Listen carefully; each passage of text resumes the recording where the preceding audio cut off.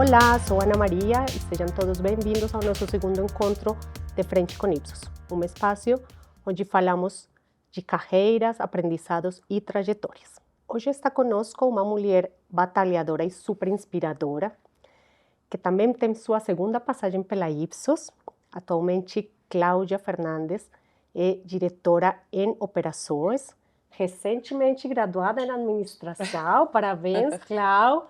Bem-vinda e obrigada por aceitar este convite. Obrigada a você, Ana, pelo convite. Estou muito feliz de poder compartilhar e dividir com vocês um pouquinho da minha história. Que é super interessante, Cláudia. É bastante desafiadora. Comecemos falando sobre quem é Cláudia Fernandes. Então, vamos lá. Eu sou Cláudia, estou com 58 anos, sou uma mulher lésbica, sou casada com a Bárbara. Eu e ela somos mães por adoção de um grupo de 5 irmãos, 2 meninas e 3 meninos, e temos mais 2 filhos do primeiro casamento dela, um com 35, outro com 33. Temos uma netinha, Serena, de 1 ano e 8 meses, a alegria da casa. Imagina. E 2 noras. Então, diria que é uma casa bem movimentada. Não é uma família pequena, não. Não, uma família pequena e nem uma família muito tradicional, digamos, né? Eu acho que a diversidade vem no centro e na raiz da nossa família. E vamos falar disso depois, Com porque é uma certeza. história bem inspiradora, realmente. Cláudia, fala para a gente como você chega ao mundo de pesquisa e especificamente você como chega ao mundo de operações, que é uma área chave em nosso business. Como foi essa trajetória? Eu brinco que eu entrei em pesquisa, como muitos na minha geração, meio que por acaso. Eu tinha alguns amigos que precisavam de ajuda para um estudo específico que chamava New Truck Buyer, um estudo sobre caminhões que existia sindicalizado no mercado brasileiro. E eu, na época, tinha uma pequena transportadora. E uma dessas minhas amigas, que era gerente já numa empresa de pesquisa, comentando sobre a necessidade de conseguir contatos no mundo dos caminhões, lá nas transportadoras, e eu falei, olha, eu tenho um cadastro bastante grande e super atualizado, posso disponibilizar para você. E ela se assustou, porque era algo muito difícil de conseguir. Me perguntou até, mas quanto você vai cobrar, como a gente fatura? Eu falei, não, eu não vou cobrar. Eu não trabalho com venda de mailing, né? Eu tenho e eu posso fornecer. E nesse momento não existia LGPD. Não, nesse momento, assim, mais ou menos uns 32, 33 anos atrás não existia. E aí forneci para ela, mas fiquei curiosa também em compreender o que ela fazia com isso. E aí fui tomando contato com o mundo de pesquisa. Num dado momento, ela tinha uma posição e me convidou. E eu me recordo muito claramente, até hoje, da minha primeira entrevista, porque eu não sabia nada de pesquisa. Sua primeira entrevista para entrar no mundo de pesquisa. No mundo de pesquisa. E na área operacional. Sim. Já. E eu fui entrevistada pelo dono da companhia na época, e eu lembro claramente de ele me dizer que eu era uma pessoa corajosa, porque ele me perguntou por que eu te contrataria. E eu disse a ele, eu não entendo muito de pesquisa, mas eu tenho notado que um grande desafio de vocês são pessoas que tenham habilidade em lidar com pessoas e liderar pessoas. E isso eu já tinha. E ele falou, bastante corajosa a sua resposta. Eu falei, honesta. Não sei se bastante corajosa, mas honesta. Era o que você pensava. E acabei sendo contratada, e assim eu entrei em pesquisa. Conta um pouco para a gente sobre essa trajetória. Dentro de pesquisa, na área operacional, eu acho que eu passei por quase todas as caixinhas existentes. Então, eu fui entrevistadora, eu fui supervisora, eu fui coordenadora, eu fui responsável por processamento de dados. depois eu fui gerente de coleta de dados, gerente de processamento de dados, e depois quando eu entro na linha de direção, aí eu também viro diretora da área de desenvolvimento de sistemas e da área de qualidade. Então, Realmente, assim, eu acho que eu cobri quase que 100% das caixinhas das áreas da área operacional, de pesquisa. eu valorizo muito, sei que não é possível, não todo mundo tem o mesmo tipo de carreira. É verdade. Nosso convidado anterior também teve uma experiência mais ou menos similar, no sentido de que conseguiu passar por diferentes caixinhas, como você está Aham. falando, e eu acho que isso permite às pessoas, o fato de você ter essa experiência, essa proximidade, não necessariamente fazendo, mas essa proximidade faz com que você consiga fazer melhores contribuições no business como um todo, porque você compreende muito bem a contribuição e a importância e relevância de cada uma dessas áreas. Sim, eu acho que esse fato de não ter sido muito linear a minha carreira, de eu ter tido a oportunidade de ter aprendizados em diversas áreas distintas, e a forma como você consegue cruzar essas informações, sem dúvida nenhuma, te dá um olhar mais amplo, um olhar mais geral, do todo mesmo. Você tem Uhum, mais clareza do business mesmo, sim. você compreende melhor o business, né? Uhum, E inclusive as peculiaridades de cada área para que esse business funcione, de forma fluida, vamos dizer assim, né? sim. Então acho que foi bastante importante para mim. Uma área que contribuiu muito também para que eu tivesse essa visão muito clara do business foi a área de orçamentação. Por quê?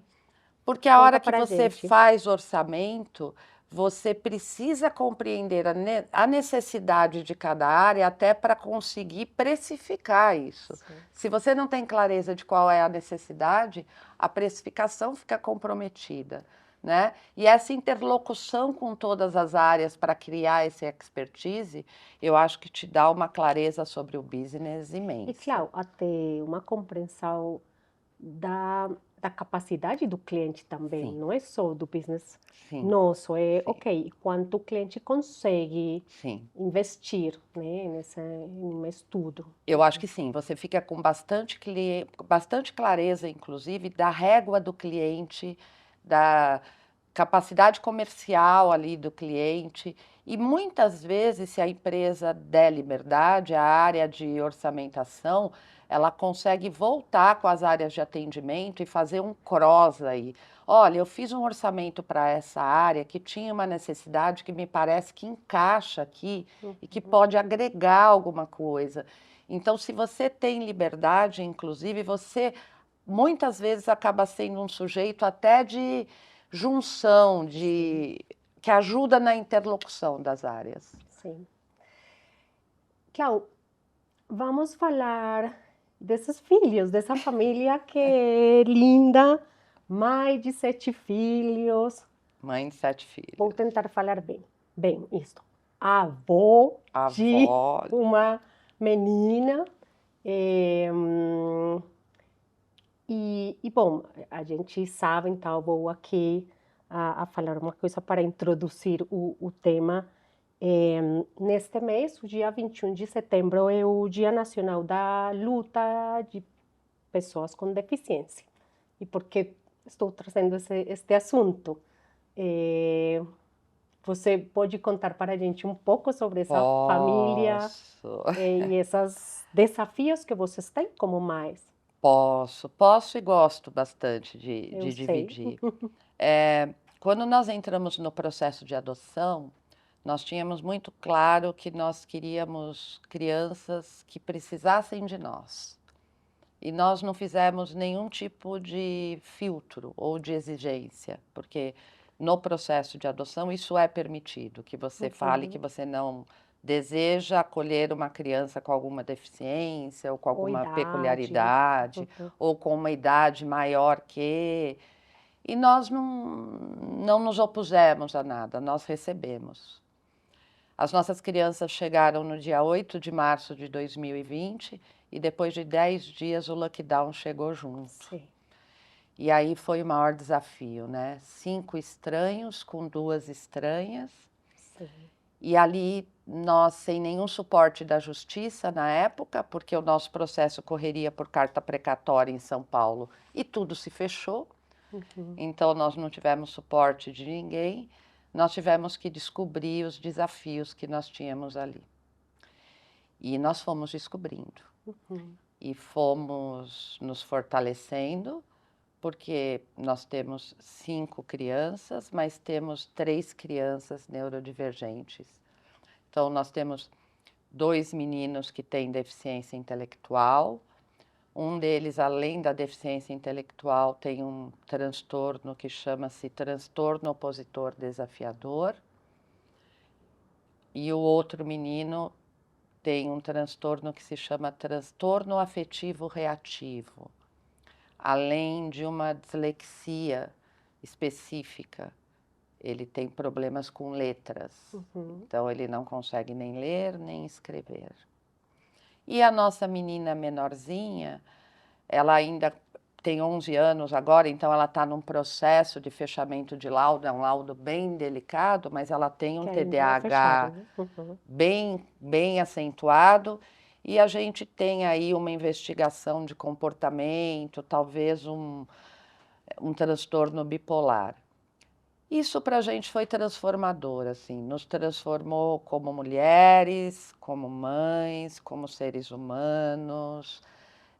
Nós tivemos que buscar muita ajuda, estudar muito, nos empoderarmos muito disso para ser a força deles perante a sociedade, a vida. Batalhar, né? Algumas coisas. E buscar apoio também, porque não é simples isso. Não é simples você introjetar, não é simples você compreender o como lidar, e não é simples em como você encaminhar isso. Então, acho que isso foi uma descoberta que muda as nossas vidas significativamente, Ana, assim. Claro, eu acho que esses aprendizados não param. Não. Vão parar. Não. São já 5 anos neste papel e essa eleição de vida incrível. Como isso se fala com a vida profissional, porque não dá para desligar uma coisa da outra. Não. Eu tenho uma crença pessoal que nós somos uma pessoa só, seja profissional ou pessoalmente. Concordo. Eu não acredito muito na dissociação dessas personas, digamos assim, né? E essa transformação toda na minha vida pessoal, em um dado momento, me fez criar um link com a minha vida profissional. E é incrível como eu utilizo todos os dias os meus aprendizados em casa, com as minhas equipes, e das minhas equipes lá em casa. Conta um exemplo para a gente. Eu acho que principalmente com relação ao que se usa corporativamente com o nome de mentoria, né? Sim.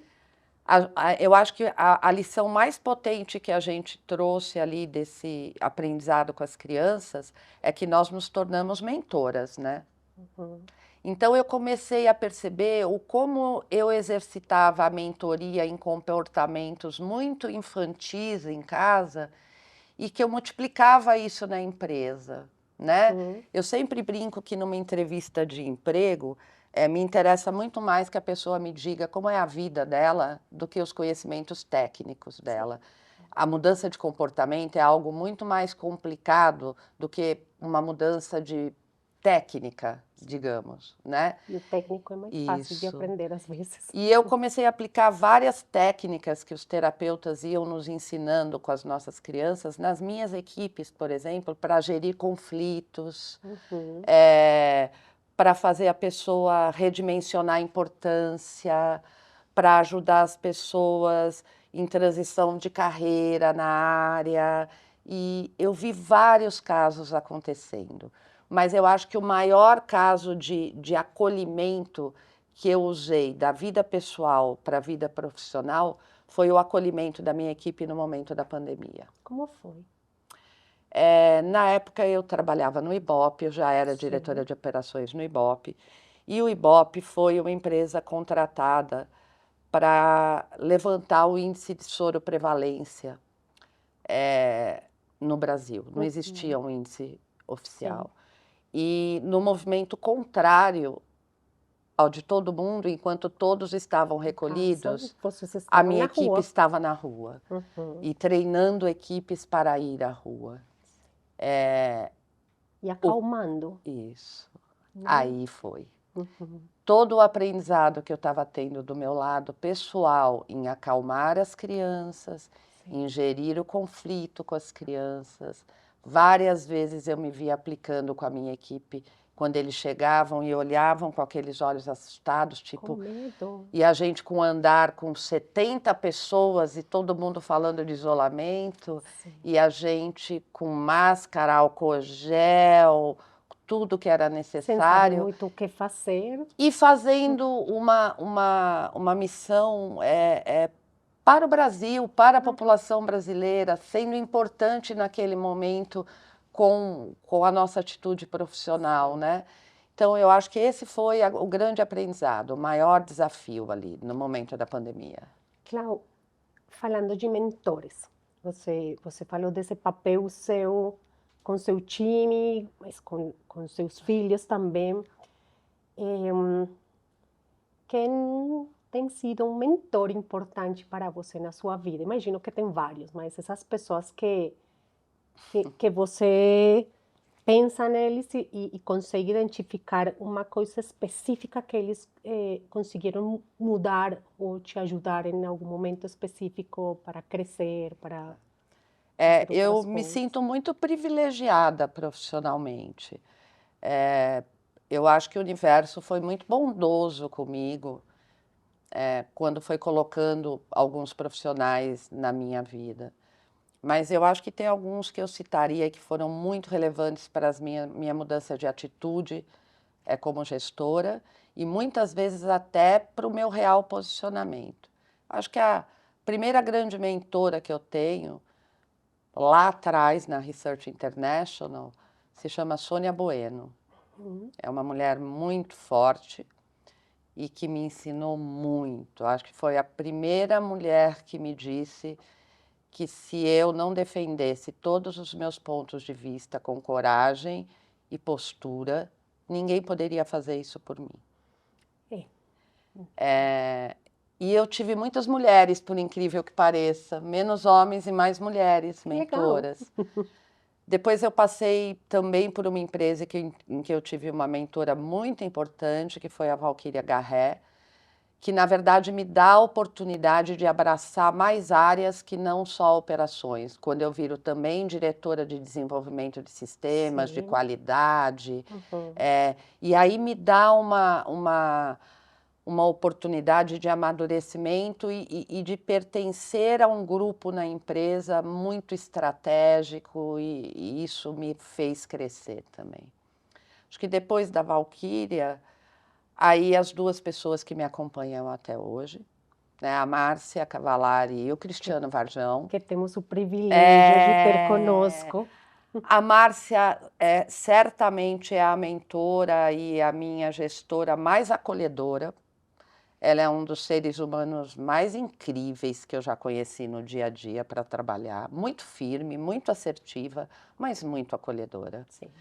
E o Cristiano é muito diferente de mim. E aí eu experimento o crescimento pela diferença. E me faz amadurecer incrivelmente, né? Mas também tive algumas pessoas que não trabalhavam comigo diretamente e que eu quero citar. Eu acho que uma pessoa que passou pela Ipsos, Miriam Stenbaum, para mim foi uma grande referência. Sim. Duas consultoras que trabalharam comigo, uma delas Sandra Quinteiro e a outra Tina Simi, nos meus momentos de estudo, porque sim, eu estudei muito para conseguir me aprimorar como gestora, fui estudar demais, né? E elas foram, sem dúvida, também muito importantes para que eu criasse base teórica, conceitual, para poder falar de gestão, mentoria, comportamento e conflito. É bem feminino mesmo. É bem feminino, Super bem lindo. feminino. Bom, realmente, o mundo de pesquisa é um mundo bem feminino. Bem feminino. Somos muitas as mulheres que fazemos parte desse... Somos, isso é uma verdade. Sim. Clau, a gente tem o privilégio de ter você participando de nosso grupo de afinidade. A gente tem diferentes grupos de afinidade na Ipsos que trabalham voluntariamente, as pessoas trabalham voluntariamente para construir um ambiente mais inclusivo para todos, né? Mais acolhedor. E você faz parte de um dos grupos de afinidade. Conta um pouco para a gente desse trabalho que está sendo feito aí. Sabe que para mim também é uma descoberta. É a primeira vez que eu me engajo num grupo de afinidade, assim, né? E lógico que o fato dos meus filhos terem necessidades especiais me move muito a isso, né? E tem sido impressionante. Eu digo que eu tenho muito mais aprendido e ensinado quase nada, né? Eu acho que esse movimento de você pensar em inclusão, de você se colocar no lugar do outro, de você praticar a empatia, de você discutir entre o grupo mesmo dos neurodivergentes, digamos, a dor de cada um deles, as inseguranças de cada um deles, e ver a abertura da empresa para a discussão desses temas, e a inclusão e a vivência desses temas no dia a dia, tem sido algo assim realmente incrível, assim. É de tirar o chapéu para a Ipsos, para vocês do RH, o trabalho, e um trabalho coeso, um trabalho coerente, um trabalho com começo, meio e fim. Então, assim, tem sido uma descoberta incrível. Assim. E, Cláudia, eu acho que eu falaria que o principal objetivo, mesmo não sendo o principal objetivo, tem a ver com algo que você falava do aprendizado. Temos que começar por compreender, e você falava, tem pessoas com uma necessidade diferente, e eu, como gestora, preciso aprender também não sei se lidar é a palavra, não gosto dessa palavra, mas tenho que aprender a levar e como conseguir apoiar essa pessoa a partir dessas necessidades diferentes que tem. E isso parte do conhecimento básico, que você também falava disso, falando dos seus filhos. Sim, Então, sim. Eu acho que a palavra é acolhimento. acolhimento. Obrigada. Eu acho que é os gestores aprenderem como acolher, Sim. né? E outra coisa é disseminar informação, Sim. porque eu não tenho nenhum medo de dizer que eu continuo muito ignorante em vários temas como esses, e que o letramento é altamente necessário para a gente, para que a gente possa fazer esse acolhimento de forma correta. Sim. Porque o erro, às vezes, ele é não intencional. Isso é cultural, né? Isso vem de uma sociedade que está sendo agora aculturada, né? E a gente pertence a essa sociedade, então isso é necessário no nosso dia a dia, para que a gente como gestor, para que a gente como membro da companhia possa acolher corretamente. E você falou uma coisa de eu não tenho medo de falar que ainda não sei o que. Sim. E eu acho que também é uma mensagem super poderosa para as pessoas que têm essa responsabilidade de liderança. É válido não saber, é válido você não saber o que fazer, o como fazer. É necessário, né? É né? necessário também levantar a mão e falar, olha, me ajuda, porque realmente não sei. Não sei, Então, né?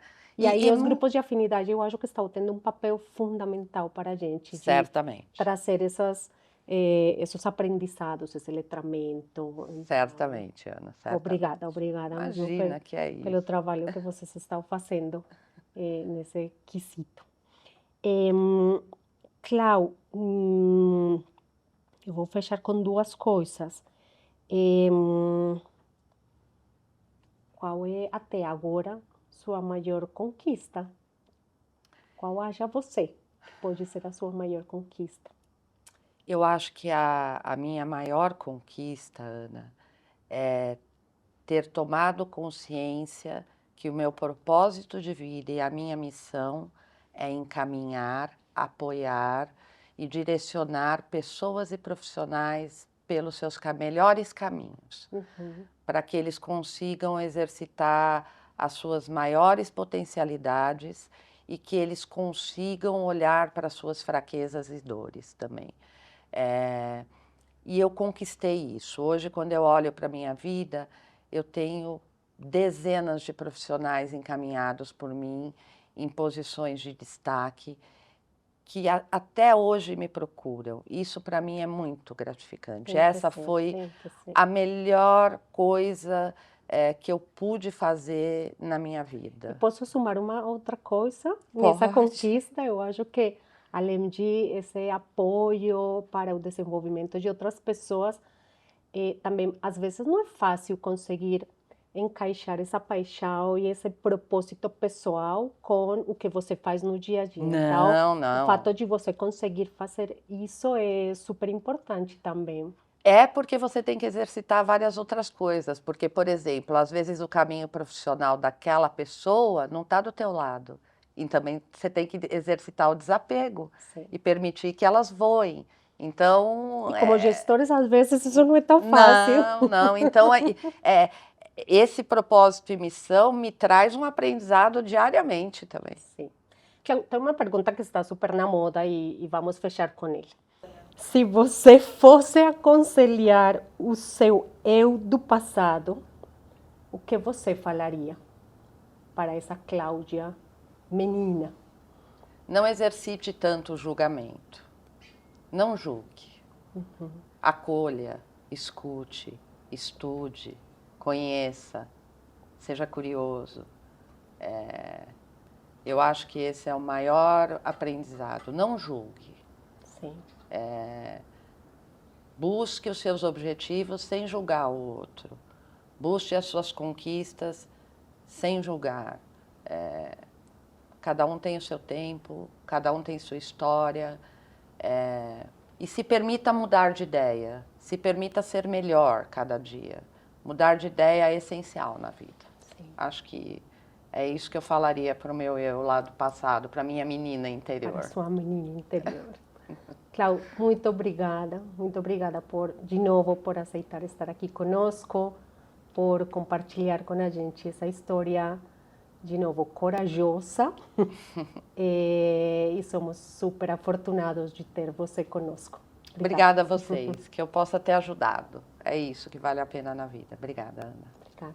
Bom, pessoal, muito obrigada e a gente vai se encontrar de novo em algumas semanas.